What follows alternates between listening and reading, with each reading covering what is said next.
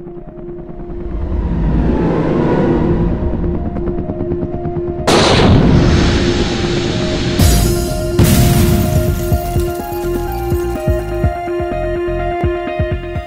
everybody and welcome to the Sports Box, where the only opinion that matters right here.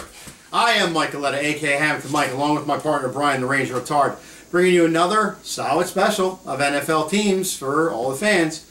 Today we're going to take a little walk over to the AFC East to talk about a team that have Rex Ryan, touted as a good defense, making a little changes there, but you know what? I think they're going to have a good year. Today we're going to welcome the Buffalo Bills and Chris Danielson. Chris, welcome to the show. Thanks for having me. Absolutely. You know, I'm only going to say it only winners for the 300th time. Only winners. Only freaking winners come to the Sports Box. You don't come here as a winner, get out. That's it. We get you out right there.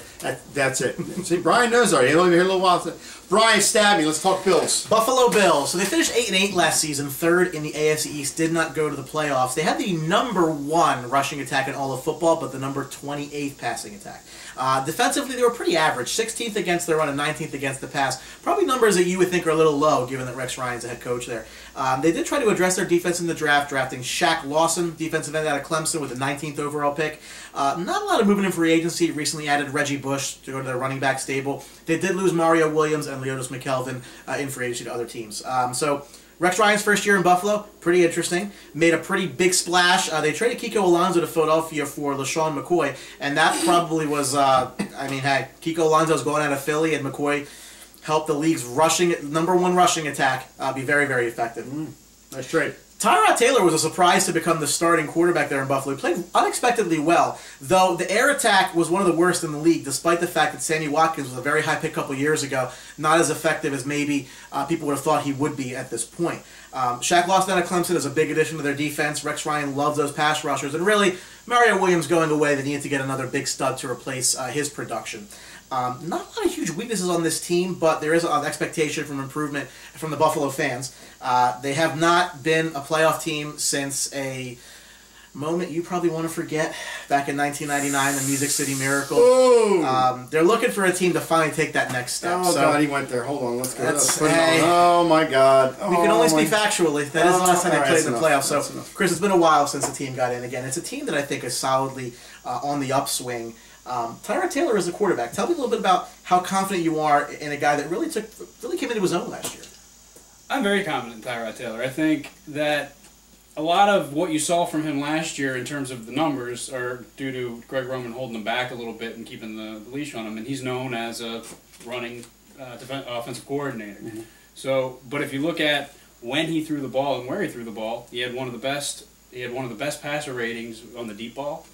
He's very efficient with the quarterback or with the football, and he can drop back and run. I mean, I think you have a dual threat quarterback in Tyrod Taylor, and we're just starting to see what he can do.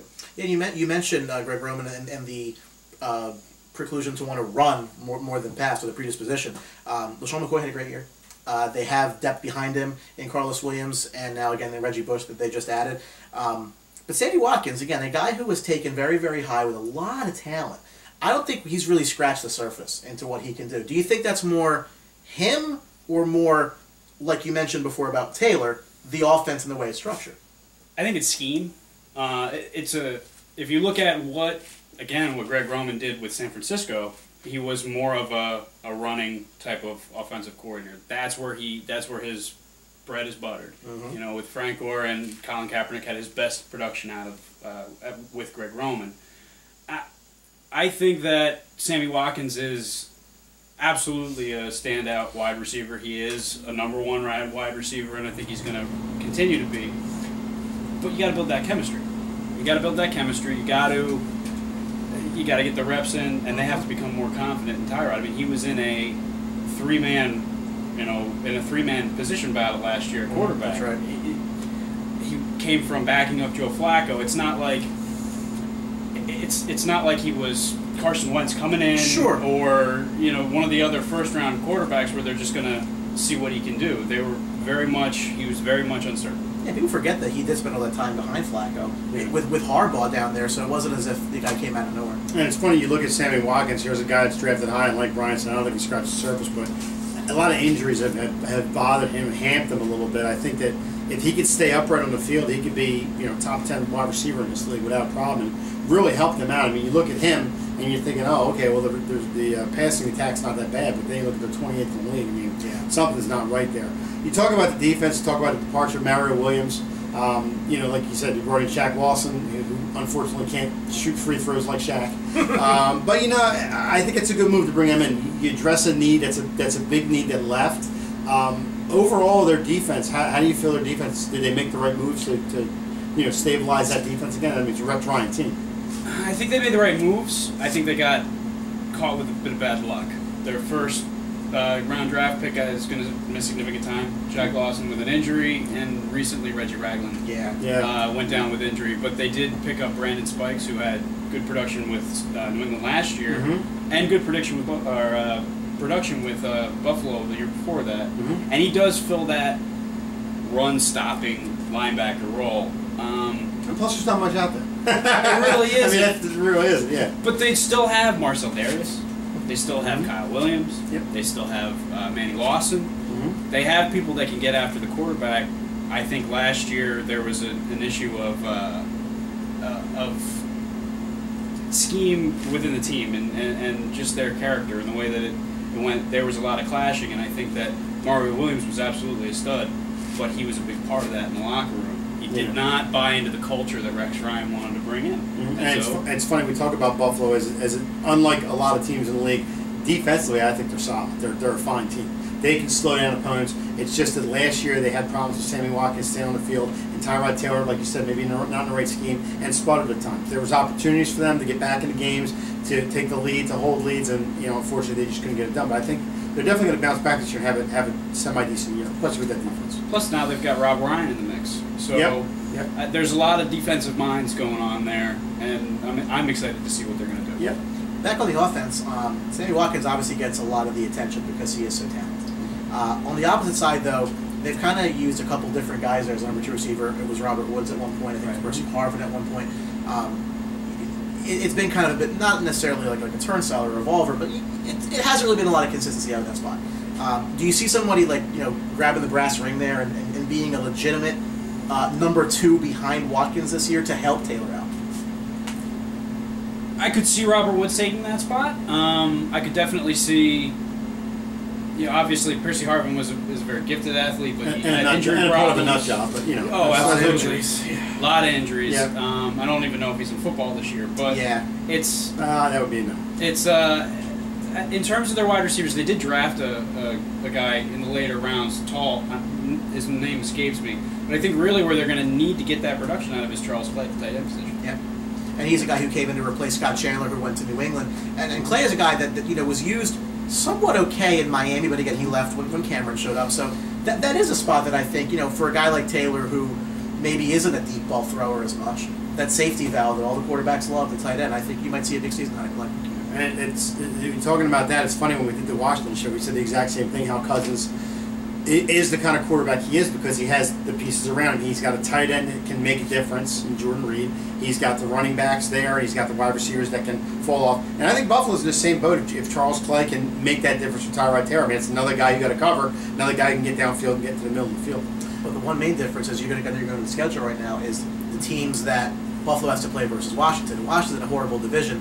I got to tell you, that AFC East is no slouch. I mean, the Patriots are still the Patriots, but everybody else is definitely beatable. Definitely beatable in that division. Well, and like Brian said, looking at the schedule, you know, I don't say it's a terrible schedule. There are obviously games that it's going to be tough. I see 4 off the bat are going to be, or actually 5 are going to be tough in the stretch of the middle of the game. You talk about obviously the Patriots in their division.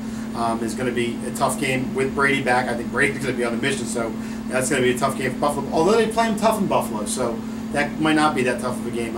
They cross the Bay in Seattle. Then they play Cincinnati on the road. They're home against Jacksonville, and then they go to the Raiders, so which is not an easy task too.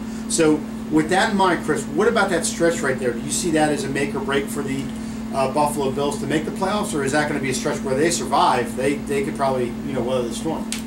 Well, as a Bills fan that's waited for a playoff team for a very long time, which by the way I still believe that was a forward pass in Tennessee. That's all. You know what's funny you mentioned? What if we had the technology we had now back then? I think Wouldn't that it be was a crazy? forward pass. That's Well, it probably we'll get a wouldn't different change show. the last 15 years for me, but I will say that you got to beat the best to be the best.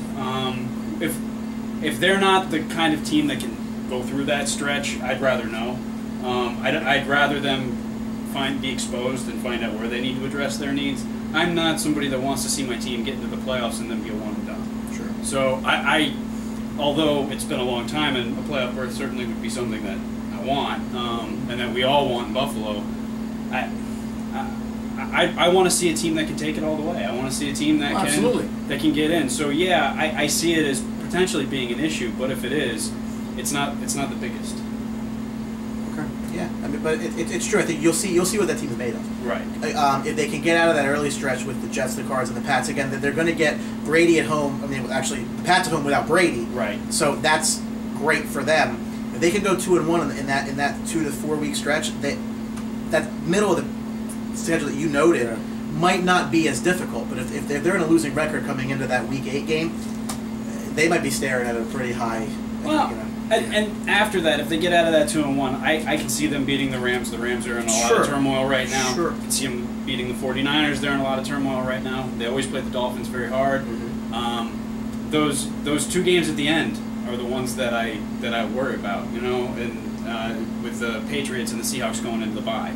So And then in Cincinnati. And then after, well, I mean, it's not.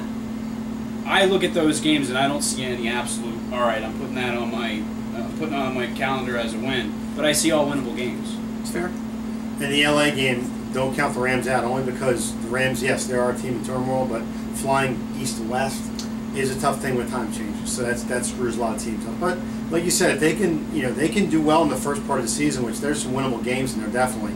I think that stretch they got to weather the storm and they'll be fine in that sense. You think Chris, being a big Buffalo fan, has a noose in his room with Scott Noble on it? Yeah, see now you're I had to go there you're just back. being mean. I'm just I'm just talking here. reality here because all we do is talk facts here. That's all we do. You haven't learned that yet, damn it. My dad does have a Scott Norwood jersey that is slightly tilted to the right. Oh, he's gonna go home and shoot that or burn it. In case you said that. We should have had him bring on the show. Did you get? So I'm curious how you felt seeing what Minnesota went through. Oh. The kick. Well, that was a bit of a low key Buffalo. You were probably thing. laughing, weren't you? You were probably laughing. It's not just you, you know. It isn't just us, but boy, is it painful when it is. Yeah, that's unfortunate. And by the way, congratulations on Jim Kelly, Hall of Fame. Thank you. Absolutely. Definitely deserves it. Very well deserved. So that's all the time we have for the Buffalo Bills today. We want to thank Chris Danielson for coming down to the Sports Box. Chris, thanks for coming down. Thanks for having me. Absolutely. And we're going to keep Chris's name in the Magic Roll. Did I say Magic Rolodex? Of winners.